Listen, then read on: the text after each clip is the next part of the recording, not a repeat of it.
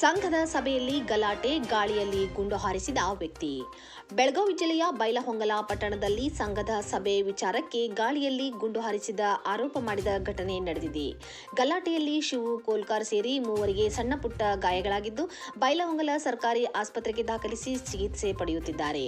2021 ರಿಂದ 2023ರ ಅಧ್ಯಕ್ಷ, ಉಪಾಧ್ಯಕ್ಷ ಹಾಗೂ ಸದಸ್ಯರು ಆಯ್ಕೆ ಬಗ್ಗೆ ಕೋರ್ಟ್ನಲ್ಲಿ ಕೇಸಿತ್ತು.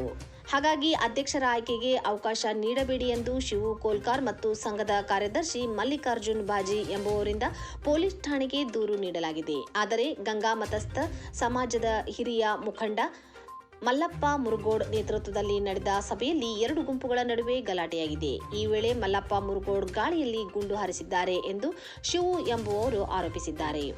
ಆರೋಪಿ ಪೊಲೀಸರ ಮುಂದೆಯೇ ಕೈಯಲ್ಲಿ ಗನ್ ಹಿಡಿದಿರುವ ದೃಶ್ಯ ಸ್ಥಳೀಯರು ಮೊಬೈಲ್ ಫೋನ್ನಲ್ಲಿ ಸೆರೆ ಹಿಡಿದು ದೂರು ದಾಖಲಿಸಿದ್ದಾರೆ.